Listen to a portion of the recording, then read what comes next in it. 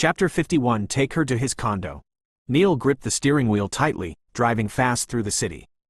He didn't know why he was still upset about what happened in the cafeteria. Furthermore, he didn't even know why he was driving the girl along with him, but the thought of leaving her behind with those devilish students just didn't sit well with him. He stepped on the gas to clear his mind of his irrationality, and his cold, gray eyes showed his unemotional and dominant character as he broke the speed limit of Zen City. However, when he noticed Mia in the passenger seat, all curled up and slightly shivering, he turned off the air conditioner, then turned up the warmer, and slowed down a bit. This was something he would never do, considering he was a warm-blooded person who always liked to keep the air conditioner on in his car. He didn't even know where he was driving when he should be in his boring office, going through his professor work and looking for an opportunity to get into the counselor's office to do his final investigation. But here he was, driving to who knows where. He never really liked sitting in an office after he'd spent 15 years in military camp. Even though his father's company was still available, and he should be running it like his late father had wanted him to, Neil had turned away from the company and allowed his distant cousins to run it. They would do a better job than a broken shell like him would do. Neil believed his life was better off revolving around his mission and finding the man who killed his parents. He had no desires of being a man who would sit in an office all day long, going through files and documents. He would rather go around defusing bombs and risking his life to save lives. And now that he finally had an opportunity to drive out of Ivy Grove Institute and away from that darned office, he felt much better and at ease. He would drive around the city and then take the girl back to the university. Neil thought to himself. However, when he turned to look at how the girl beside him was curled up on the seat with her wet clothes sticking to her body like a second skin, he decided to drive to his condo instead of driving around the city. As he continued to drive, his eyes kept swaying back towards her. She was unblinkingly staring out the window, and he noticed tears gleaming in her eyes from her reflection on the closed window. Why was she crying? Could it be that she was crying because she wasn't satisfied with how he'd only made her hit Diane once? His expression became serious as he tried to figure out what could be the reasons for her teary eyes, but not being familiar with women's feelings, he couldn't guess. How could he guess when he had never been around any female for years, apart from Davina? He never really gave his attention to any woman unless she had something to do with his mission, and he never tried to think about how a woman's mind works. He wasn't knowledgeable about anything concerning his opposite gender. And now that he saw her teary eyes, he could only guess that it was because she didn't get to hit Diane the way she pleased.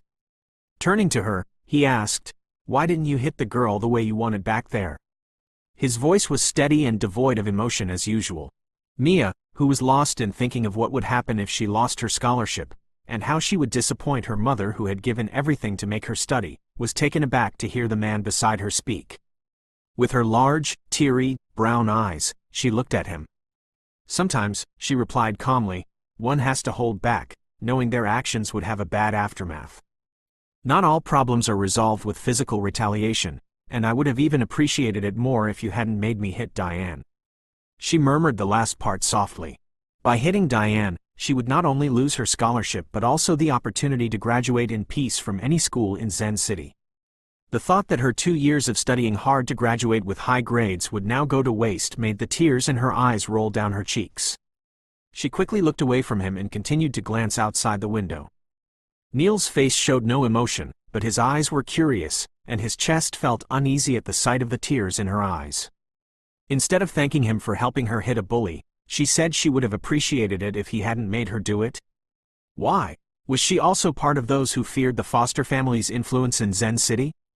Neil thought to himself, but a realization slowly dawned on him.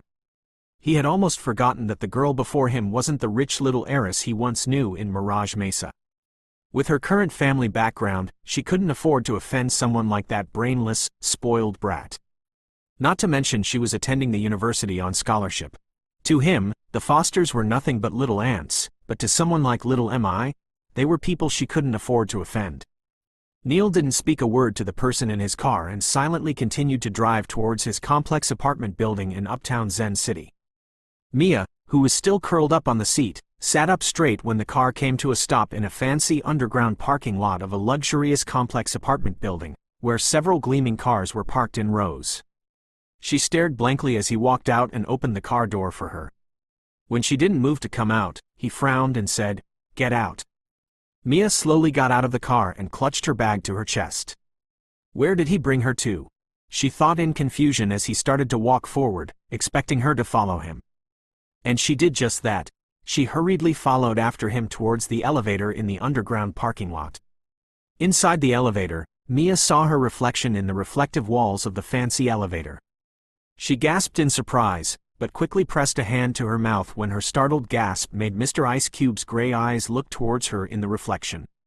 She felt the sudden urge to dig a hole and hide from how messy she looked. She looked like the trashy person Diane had insulted her of being. Her brown hair was sticking to her face and shoulders, with remnants of the milkshake making it even messier. Her wet dress clung to her body like a second skin, and she had a bump on her forehead with dried blood on it. In contrast, Mr. Ice Cube looked flawless, like a character from a painting. He stood nonchalantly in front of her, hands in his pockets. She could see from his reflection on the wall that he wasn't wearing a tie, and his suit jacket was nowhere in sight. It was a dress code for the professors in Ivy Grove to dress in a suit, but Mr. Ice Cube never dressed completely. His white button-up shirt was unbuttoned at the top, allowing his tattoos to show as always. But when she raised her eyes to his face in the reflection, she regretted doing so immediately, because his lazy gray eyes were regarding her in the clear reflective wall. Feeling self-conscious, Mia shrank backward and clutched her bag to her chest even tighter. When the elevator door opened and they stepped into the building lobby, Mia wished she could disappear from sight. The lobby looked luxurious with high, grand ceilings, marble flooring, and large paintings on the walls. There were several chandeliers hanging from the ceiling, adding to the grandeur of the space. The lobby was spacious and well lit, creating a welcoming atmosphere for visitors. But not for visitors like her, because almost everyone turned their heads to look at her, and the front desk staff even tapped each other to gesture towards them. Mia quickened her pace to catch up to the man in front of her. He was walking incredibly fast. She didn't know why he brought her here and where he was going, but she didn't want to be here in her messy state. She would rather go home than go through another embarrassment in a place she had never been to before. Mr. Mr. Bennett, where are we going? If you don't mind, can you please give me a ride to the nearest bus station? I'd like to go home, she asked softly while trying to keep up with him, but he didn't even stop when he heard her words and only said, "No." "No?" she questioned, puzzled. "Am I not allowed to go home? Why? You're not in a condition to go home. You look disheveled, and it's embarrassing to walk around like that," he nonchalantly remarked as he made his way towards another elevator in the lobby area. But upon hearing his words, Mia halted and didn't follow him into the elevator this time. He must have felt embarrassed to be seen with someone in a messy state like her, as he had been rushing away from the lobby.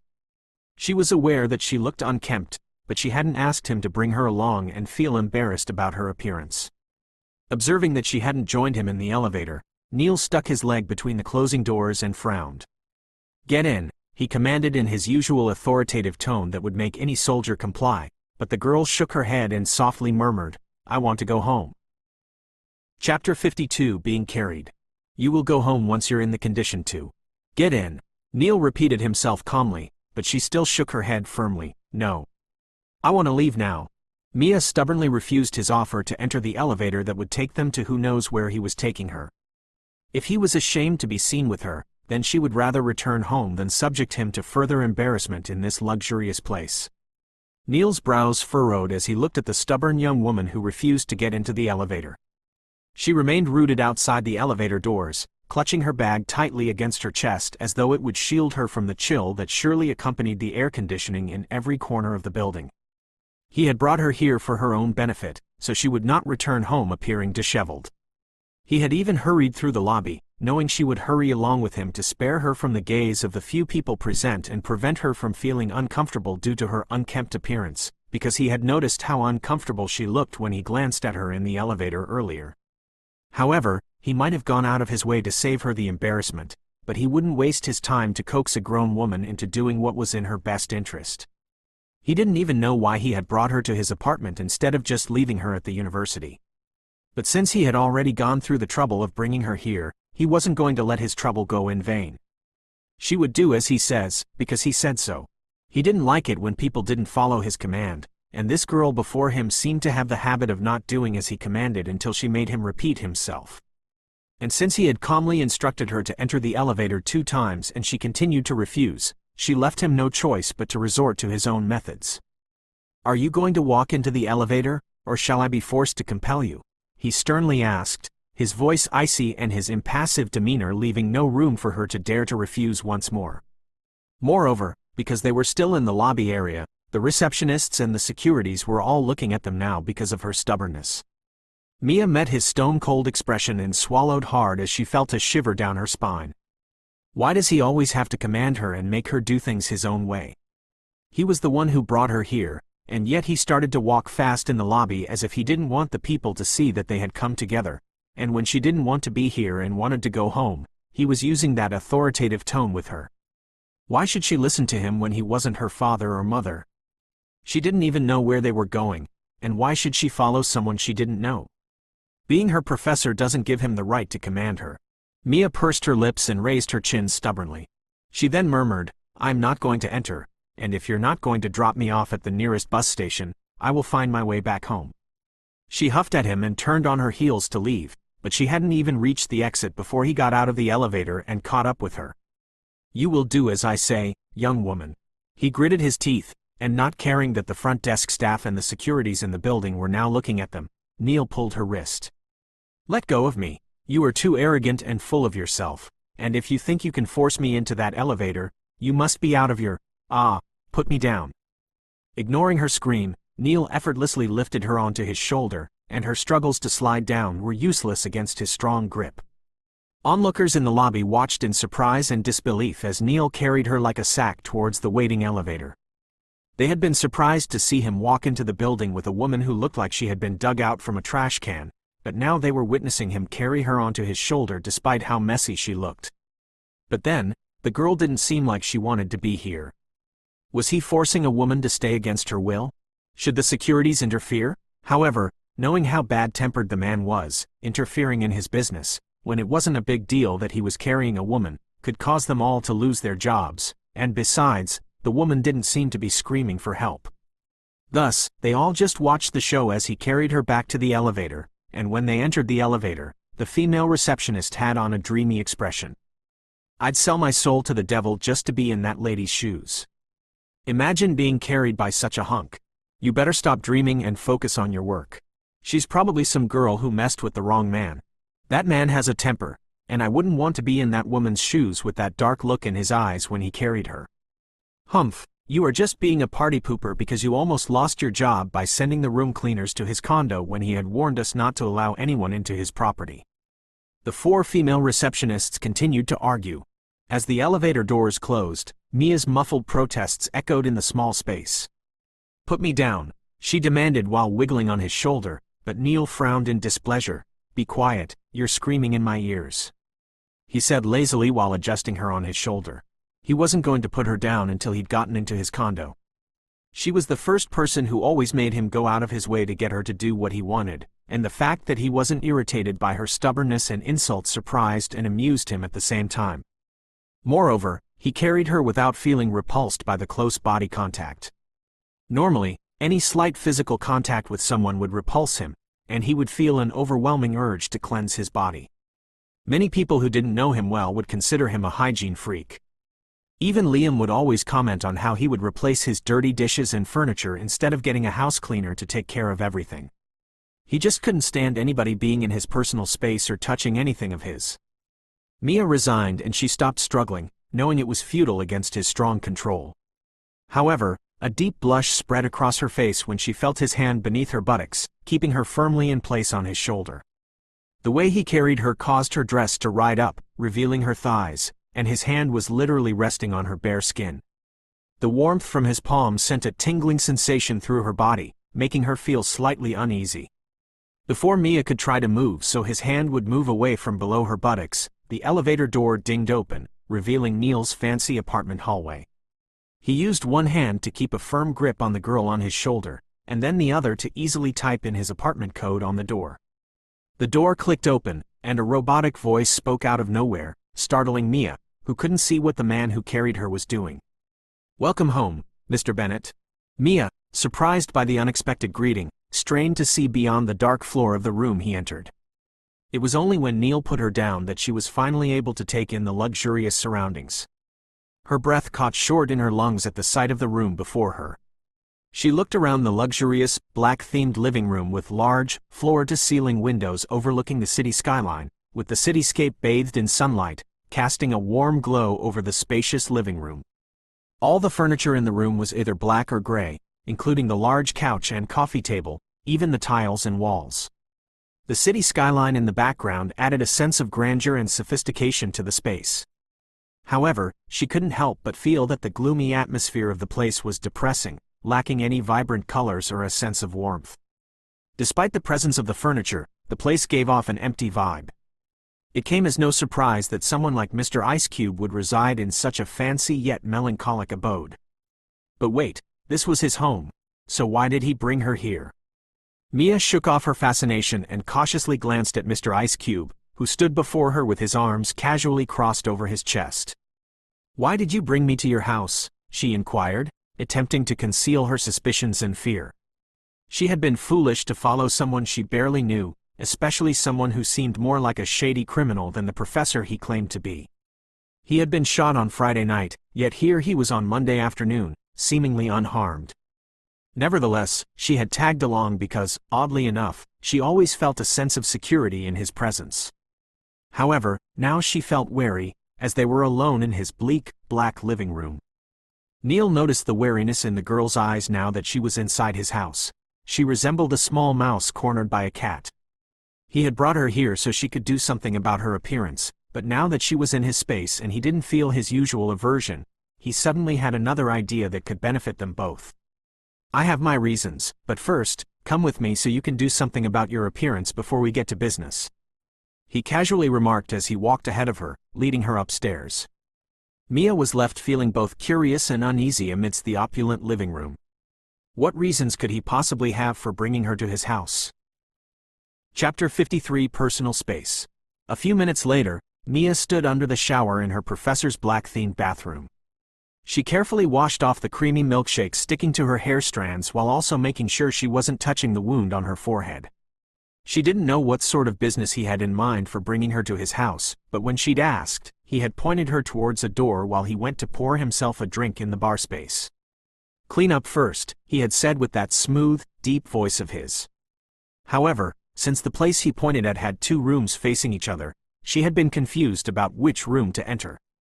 So she entered the one that wasn't locked, since the other one was. She had been surprised to find a spacious bedroom with a king-size bed with glass walls that overlooked the city skyline. Though just like the living room, it had no warmth and looked as cold and empty as its owner. But she couldn't help but admit it was still beautiful and unapologetically masculine. The room had the faint, intoxicating scent of Mr. Ice Cube's addictive signature cologne that always made her toes curl in delightfulness. Earlier in the lobby, she had almost had a slip of the tongue calling him Mr. Ice Cube. Thank goodness she had quickly amended her words before he heard her. To her, that name fit his macho and aloof, no-nonsense personality better than Leo. Mia had admired his room before she stepped into the bathroom that almost gave her a heart attack with how dark and gloomy it looked. What kind of a person was this man? Who in their right senses would have a complete house with no bright colors? Even the toilet bowl was black, and all his robes and towels in the hangers were either black or gray. No doubt he was a lonely weirdo and a creep. Not to mention everything she noticed so far in his condo looked brand new, like he had just moved in recently and had bought everything. Men like Mr. Bennett were the kind to stay wary of. As much as she wanted to steer clear of him, circumstances kept bringing them together. His sudden appearance in her room on Friday night had made her doubtful of him and who he really was. Though his eyes always gave her the impression that she'd known him for a long time, his aloof, indifferent demeanor said otherwise. She had a gut feeling that he wasn't truly who he claimed to be, and that he was hiding something. She didn't know why someone like him would even decide to work as a professor, but she knew he had his motive for being at Ivy Grove Institute. However, despite knowing all of that, she had still come with him here and was now taking a shower in his gloomy bathroom. She was also using his shampoo and body wash to bathe, which was considered something intimate. Owen would kill her with his nagging if he knew that she was in a man's house taking a shower. Even though she was an adult, she had never been to any man's house in all of her life. She was that good girl who only focused on her studies rather than worrying about men and relationships. The thought of being in a love relationship was fascinating to her on some levels, but she felt like she hadn't met the right man to give her heart to yet. She hadn't met the man in her dreams with beautiful gray eyes, who would wait and open a door for her when he sees her coming, rather than let it slam back on her face while giving her the look of, "You asked for gender equality, so open your own door." She wanted a gentleman with an easygoing personality, someone who would bring her flowers and chocolates and also give her his coat to wear on a chilly night. Someone who would cherish her enough to accept her flaws and take her for who she was rather than try to change her. Someone that would embrace her when it rains and hold her through the traumas she had with rains without calling her a freak. Someone. All right, enough, Mia. She scolded herself as she realized she was being delusional again while wasting water in the shower because of her spacing out. Mia hurriedly turned off the water after making sure her body and hair were clean and no more cream sticking to her strands. When she stepped out of the shower, she realized she couldn't wear back her dress as it was ruined, but then she was hesitant about using any of his towels. Would he mind her using his things? He had asked her to go in and shower, so he obviously wouldn't mind her using his things, right? Mia still hesitated, glancing at the array of black and gray towels hanging nearby. Unsure if using his personal items was appropriate, she stood naked, contemplating her options. Just as she finally reached for a towel, the bathroom door swung open. Mia froze. Her eyes widened as Neil stepped in, a black towel hanging low around his narrowed, toned hips. Frozen in place, he met her widened brown eyes. He was too astonished to move, and subconsciously his eyes swayed around her naked body that was exposed to his eyes. Neil felt his throat go dry as he scanned her body. Milky long legs, rounded hips, and a slim waist. And before his eyes could move any further, Mia snapped out of her shock. Feeling completely exposed, Mia let out a startled scream. She quickly dove behind the shower glass, yelling, "Get out, you pervert!" Neil's expression hardened at her insult. His gray eyes darkened as he looked towards the blurry glass. He asked sternly, "What the hell are you doing in my bathroom?" Mia, taken aback, peeked out from behind the glass. "You told me to shower here." Neil looked around, noticing his used shampoo and body wash. He frowned. "I told you to use the bathroom in the room opposite to this one." "Why did you enter this one?" He had clearly pointed to the guest room opposite to his, and he'd thought she was in there the whole time. Thus, he'd come here to take a quick shower after the cream from her body stuck to his own shirt when he carried her earlier. But it seemed the woman had a death wish to enter his bathroom and even use his things, not to mention she called him a pervert when she was the one in his space. Chapter 54 Job Offer. Mia could feel his rising anger from behind the glass. She swallowed hard. Defensively, she replied, "The other room was locked, so I thought you meant this room." Neil, visibly irritated, spoke with a cold, tempered tone. "I hate people invading my personal space, Harrison," he said through clenched teeth, even though deep down he didn't completely hate her presence in his bathroom and the idea of her using his things. He was still mad. He had lived with the principle of not having anyone in his space or into his life, and that principle wasn't going to die because she was his childhood friend, who he was curious to know about her past, and even invited her into his home. Without revealing his emotions, he said, "Finish up and get the fuck out of my bathroom." Saying that, he turned on his heels and slammed the door behind him. Mia slightly jumped as the door slammed with a bang. She didn't move from her position even after the door had been slammed. She stood frozen behind the curtain, her heart sinking at his cold voice. He might possess the eyes of her dream man, but he had the opposite temperament that always surprised her instead of scaring her away. He gave off an "I don't give a fuck" attitude, but something about him made her think that he was a lonely, depressed person, with no sense of fun in life, and his gloomy ways of living proved that. Slowly, she reached out and wrapped the towel around her body, remembering the intensity in his eyes that made her feel as though she had committed a grave offense by using his things. Though she wanted to get mad and feel insulted, remembering how he had stood up for her in school, she couldn't find it in her heart to get mad. It was her fault for not going back to confirm which room he had pointed at earlier. The only thing she was feeling embarrassed about was the fact that he'd seen her naked and even looked his fill, yet got mad about her being in his bathroom. Pursing her lips and huffing, Mia decided not to let his bad temper ruin her already somber mood. I should better worry about what to do next if I end up losing my scholarship, she thought to herself while thinking of how she would even find it in her heart to tell her mother, who was already in huge debt. She hadn't been able to find a part-time job, and now she had to deal with this if Diane should report to her father about what had happened in school today. The foster family was not a force to be reckoned with, and someone like Mia would be easily defeated. It was common knowledge that Diane was her parents' beloved and cherished daughter, and her father held significant influence in Zen. If his daughter asked, he could ensure that Mia would never be able to attend another university in the city. That was the primary reason why Mia had reluctantly accepted defeat when Diane stole her story. Mia walked out of the bathroom, relieved to find it empty. Thank goodness he wasn't in the room. She didn't know how she would face him after he had seen her naked minutes ago. However, now that she was out of the bathroom with a towel, she had no idea what else to wear so she could leave his house in one piece. The fabric of her dress had stuck together with the creamy milkshake. She couldn't wear it back after she'd already taken a shower. As Mia contemplated what to do, Neil walked into the bedroom wearing a robe, towel in hand, wiping his damp hair. It seemed he had taken a shower in the other room. Mia subconsciously shrank backward as Neil's gray eyes swept towards her. He noticed how small she looked in his towel. It stopped below her knees due to their height difference. And her long hair damply poured down her shoulders, framing her pale face. As his eyes wandered down to her bare feet and smooth, milky legs, her naked image involuntarily flashed to his mind, and he quickly shook off the image and returned his gaze to her face. Feeling self-conscious under his intense gaze, Mia pulled the towel properly around her body and then said, I mean, will you please drop me to the nearest bus station now that I've cleaned up? She asked politely just so he wouldn't get angry at her again for being in his space. She would rather wear back her ruined dress and go home than be subjected to another embarrassment by this aloof person. Neil, however, strode into his walk-in closet while nonchalantly saying, "Not yet." Confused, Mia asked, "Why? I have to return home." She had to go back home and think of a way out of this before she would go to school tomorrow and get the bad news. Neil walked out of the walk-in closet dressed in a casual black tank top and home jogger pants.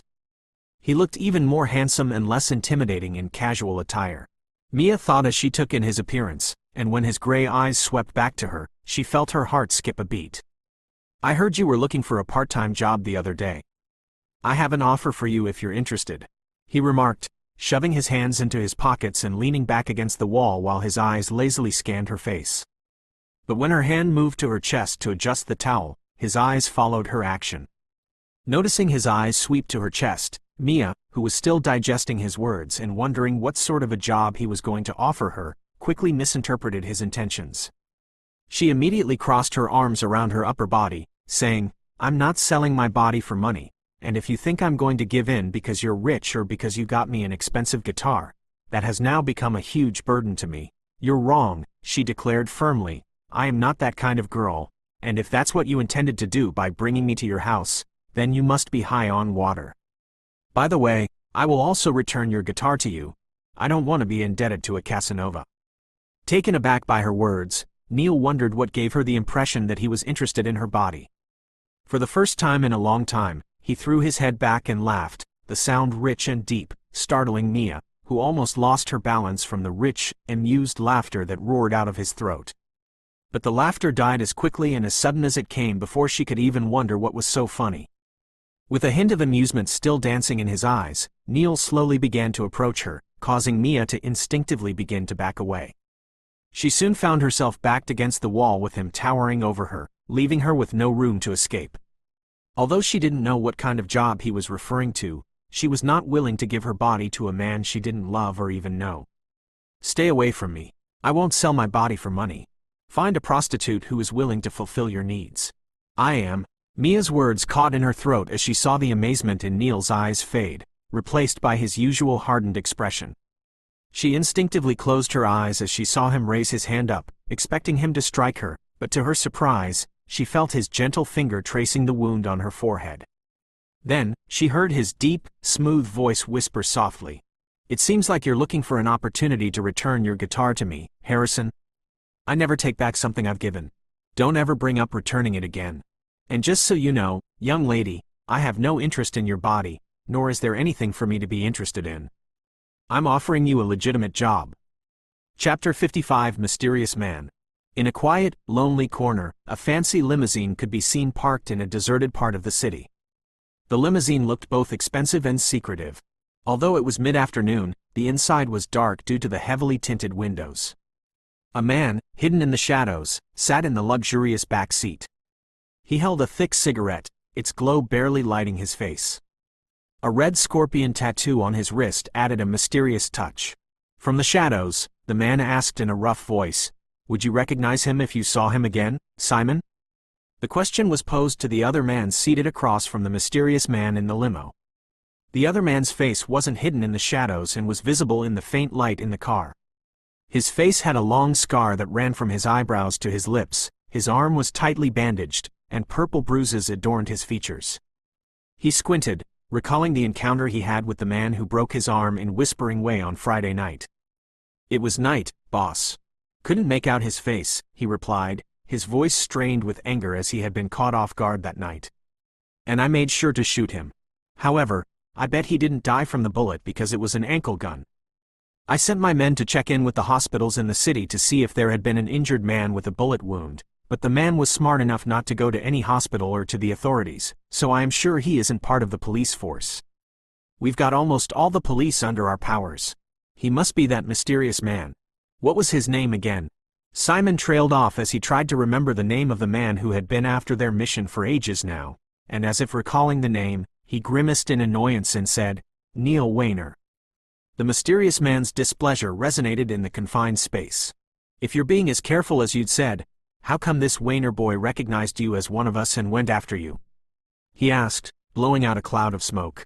Simon's scarred face turned even more ugly as he replied, "He must have recognized me because of that darn girl who interfered in our last shipment. She probably saw my face and gave out a description." Hearing that, the man's face in the shadows hardened in displeasure. "How come this girl is still alive?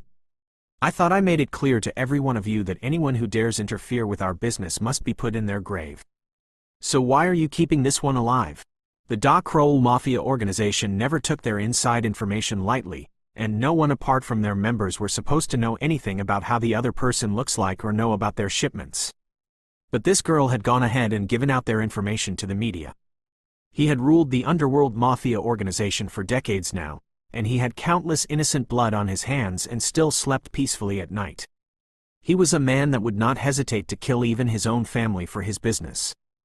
Nobody was beyond his powers, so who was this stupid girl who has ruined his mission, and why was she still left alive?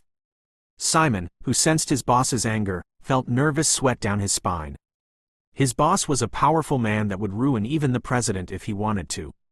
He was the king of the underworld and had many camouflaged companies around the world with armed men and deadly weapons.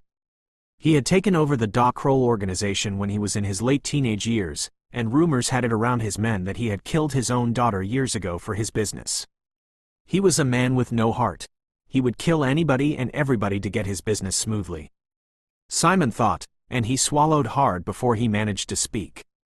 "Mr. Rodrigo, I didn't kill her because she is the daughter of the well-known Foster family. And seeing that she is the daughter of your business partner in one of your camouflage companies, I didn't kill her and made our men keep a close eye on her movements, but the girl hasn't done anything out of the ordinary. I don't care whose daughter she is, get rid of her on the day of our next shipment from Ivy Grove Institution. She seems like a nosy person, and you know how important shipping those things out of our hideout in that school is. I can't afford to disappoint my client again because of some nosy girl. We will use the upcoming events to our advantage and take our things out," said Mr. Rodrigo with a grave tone. He was one of the governors of that expensive private university, and he had planted some of his men in the school so his business could move smoothly. And he couldn't afford some girl ruining another thing for him. "But if you want me to get rid of her, why wait until the day of the event?" Simon asked. "Because we can't afford having that Wayner boy coming after us again. Furthermore, I have some business cooperations with her father in the company. I wouldn't want him neglecting his work to grieve for his daughter. Let her enjoy her life for as long as it would last, then get rid of her on that day, or on second thought. Don't kill her. Cut off her tongue so she wouldn't be able to speak to anyone about us again," ordered Mr. Rodrigo with a sinister grin on his face. But then the smile fell as he recalled the reasons he'd called Simon. What about the information I told you to find about Ella? Last time you reported to me that there were leads about her in Zen. Have you found her whereabouts in the city? He asked, his voice taking a more serious note, his eyes showing traces of longing emotion at the mention of the woman's name. Simon knew the importance of this mission he'd been assigned by his boss, to find the most important woman to the overlord of the entire Dockrell organization, Ella Rodrigo, his boss's long-lost wife. No. The last information I got from our investigator was that she must have changed her identity and is living another life in a low-key town. Our investigator said they got information of a woman who might have been your long-lost missing wife in Whispering Way. That was why I went down to that town the other day, but before I could even go deeper to see for myself if Ella really lived there, I encountered that man. Kelvin Rodrigo's light brown eyes hardened. He then slammed his fist on the leather seat of the limo. We can't afford to have this Neil Weiner continue to interfere in our mission repeatedly, he declared with a tone that brooked no argument. You need to look for ways to take care of him as soon as possible. He might be hiding his identity, but he can't hide forever from us. He's caused me so much damage already.